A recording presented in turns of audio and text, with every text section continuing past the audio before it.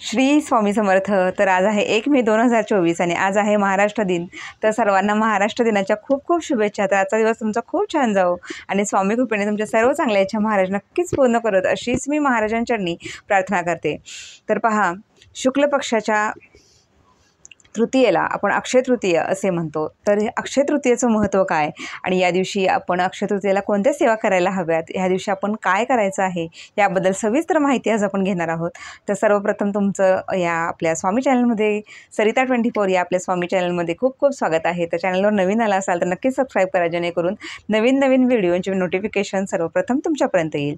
तर पहा, अक्षय तृतीया म्हणजेच अक्षय पुण्य कमवण्याची एक संधी आपल्याला मिळते. अक्षय या नावामध्येच अक्षय दडलेलं आहे. तर पहा, आपण या दिवशी जे काही चांगल्या गोष्टी करू, दानपुण्य करू, या सर्वाचं अक्षय असं न संपणारं असं पुण्य आपल्याला पाठीशी किंवा आपल्या गाठी होऊन जातं.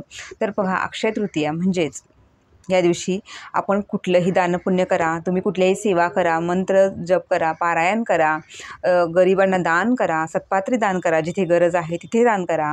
मग ते दान कुठल्याही प्रकारचं असेल, मग ते पैशांच्या स्वरूपात असेल, काही सोनं नाणं असेल, वस्तू असतील, तुमचे कपडे असतील, काहीही तुम्ही जेव्हा दान करा, श्रमदान कराल तुम्ही. समजा तुमच्या जवळच्या एखाद्या मठात, मंदिरात जाऊन तुम्ही त्या मंदिराची साफसफाई केली, तिथे दिवे लागणी, तिथले जे काही वस्तू आहेत त्यांची साफसफाई केली, तर हे श्रमदान असेल. किंवा तुम्ही रस्त्यात कुणाला मदत केली असेल, जे काही कुठल्याही प्रकारचं मदत असेल, काही असेल, तर हे जे काही दान आहे, हे श्रमदान आहे.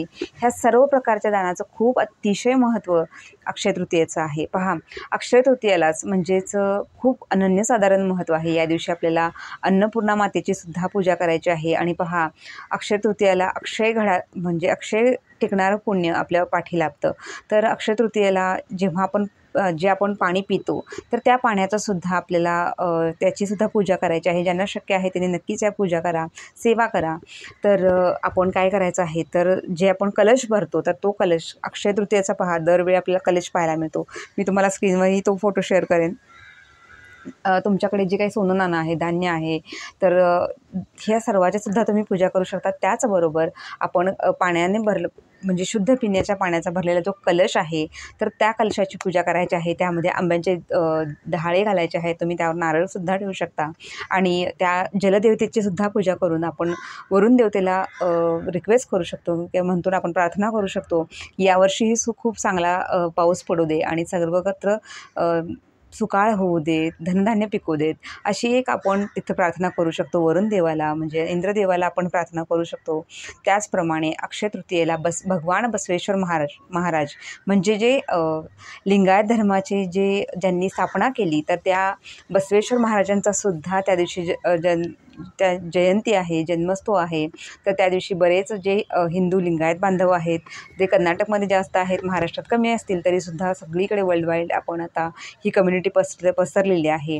तर अक्षय तृतीयेला इथे सुद्धा तुमच्या जवळच्या मंदिरात तुम्ही जाऊ शकता, दर्शन घेऊ शकता आणि त्यांचे जे काही पाठ असतील, तर त्या पूजेमध्ये, तिथल्या सेवेमध्ये तुम्ही सहभागी होऊ शकता. तर अशा प्रकारे भगवान बसवेश्वर हे स्वतः एक ब्राह्मण होते, तरीसुद्धा त्यांनी त्यावेळच्या जे काही चालीरीती होत्या, रूढी परंपरा होत्या, ह्या सर्व तोडून काढण्यासाठी आणि फक्त लिंग म्हणजे काय, तर आपण जो आपला आत्मा आहे किंवा आपलं जे शरीर आहे, म्हणजे ते स्त्री असेल किंवा पुरुष असेल, तर याला महत्त्व जास्त दिलेलं आहे. कुठल्याही रूढी परंपरा, पूजापाठ, व्रतवैकल्य याला महत्त्व न देता फक्त एक माणूस म्हणून आपण कसं एकमेकांना ट्रीट करतो, तर याची शिकवण देणारे हे आपले भगवान बसवेश्वर आहेत. म्हणून त्यांनी लिंगायत धर्माची स्थापना केली, मध्ये कुठल्याही म्हणजे म्हणतो ना आपण पूजापाठ, व्रतवैकल्य यांना महत्त्व न देता हे मॅक्झिमम तो त्यांनी मग विधवा विवाह असतील किंवा पुनर्विवाह असतील विधवांचे, तर ह्या खूप अशा चालीरीती त्यांनी जुन्या ज्या काही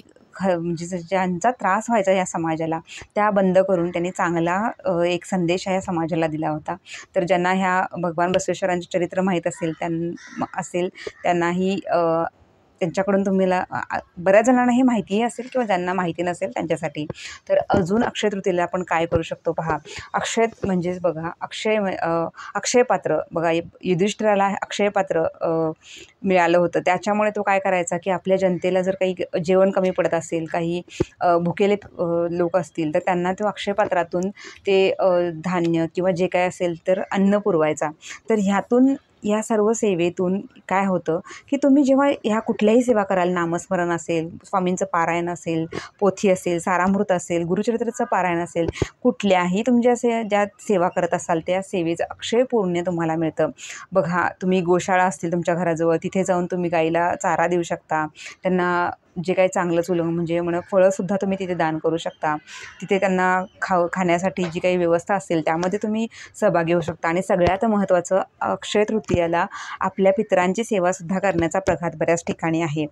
बऱ्याच ठिकाणी पितरांचे जे काही तुमचे फोटो असतील तर ते फोटो त्या दिवशी काढून तुम्ही साफसफाई करून त्यांची पूजा करू शकता. त्यांना हवा तो पुरणवरणाचा किंवा तुमच्याकडे जे काही गोडधोड पदार्थ बनतात या सर्वाचा नैवेद्य आपण आपल्या पितरांनासुद्धा द्यायचा आहे. कारण पितरांचा आशीर्वाद जेव्हा आपल्या घरात मिळतो, आपल्या पाठीशी असतो, तेव्हा कुठल्याच अडचणी, दुःख आपल्या वाटेला येत नाही. आणि पितरांचे आशीर्वाद सगळ्यात महत्त्वाचे असतात.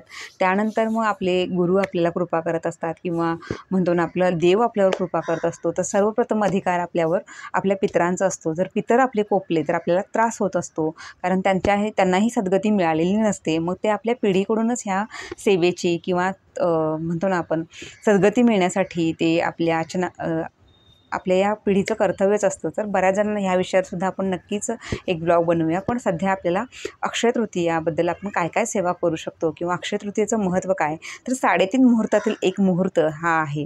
तर सगळ्यात महत्त्वाचं हे होतं की 3.5 मुहूर्तपैकी एक मुहूर्त आहे. तर तुम्ही कुठलेही चांगली कामं आहेत ती या दिवशी करू शकता. मग तुम्ही वास्तूमध्ये तुमची नवीन असेल तर त्याचा प्रवेश करू शकता. नवीन वस्तू घ्यायची आहे ती घेऊ शकता. तुम्हाला वाहन खरेदी करायचं आहे, त्याचबरोबर सोनं खरेदी करायचं आहे, त्याचबरोबर समजा तुमच्या देव्हाऱ्यामध्ये नवीन टाक बसवायचे असतील, तुमच्या कुलदेवतांचे दर्शन घ्यायचे असेल ते करू शकता. तुमच्या कुलदेवी देवतांचे टाक बसवायचे आहेत. अन्नपूर्णा मातेची सुद्धा तुम्हाला या दिवशी सेवा करायची आहे. कारण अन्नपूर्णा जर सुखी असेल तर तिचाही कृपाप्रसाद आपल्याला मिळतो. तर पुराणात असंही म्हटलं जातं की या दिवशी अन्नपूर्णा माता पृथ्वीवर अवतरली होती. म्हणजे अशा ज्या काय आहेत, तर यानुसार अक्षय तृतीयाचं अनन्यसाधारण महत्त्व आहे. आणि अक्षय तृतीया हे 3.5 मुहूर्तातील एक मुहूर्त आहे. तर नक्कीच तुम्ही या दिवशी लवकर उठून सगळ्यांना, घरच्यांना लवकर उठवा, सच्चिरभूत व्हा, घर स्वच्छ करा, धूप दीप असा मस्त सुगंध दरवळला पाहिजे आपल्या घरामध्ये. लवकर उठून देवपूजा करा. जे काही तुमच्या सेवा असतील तर त्या पहाटे उरकून घ्या.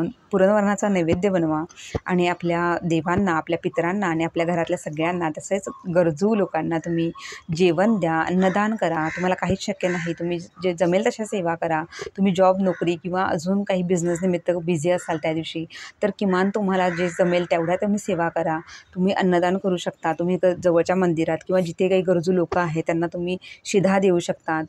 त्यांना जे काही तुम्हाला दान करता येईल त्या दिवशी दान करायचं आहे. तर बघा, भगवान विष्णूंचा अवतार मानले जाणारे परशुरामांचा जन्मसुद्धा या दिवशीच झाला होता. त्यामुळे भगवान विष्णू जेव्हा जेव्हा या पृथ्वीवर म्हणजे ह्या पृथ्वीचे चालक म्हणतो ना आपण, सगळ्यांचं पालन करण्याचे कर्तव्य, जबाबदारी जी आहे ती भगवान विष्णूंकडे आहे. तर परशुरामाच्या रूपात अवतार घेऊन भगवान विष्णूंनी आपल्या या दिवशी कृपासुद्धा केलेली आहे. तर ह्या सर्व गोष्टींचे महत्त्व आहेच. त्याचबरोबर आपण महालक्ष्मीची सुद्धा सेवा करायची आहे.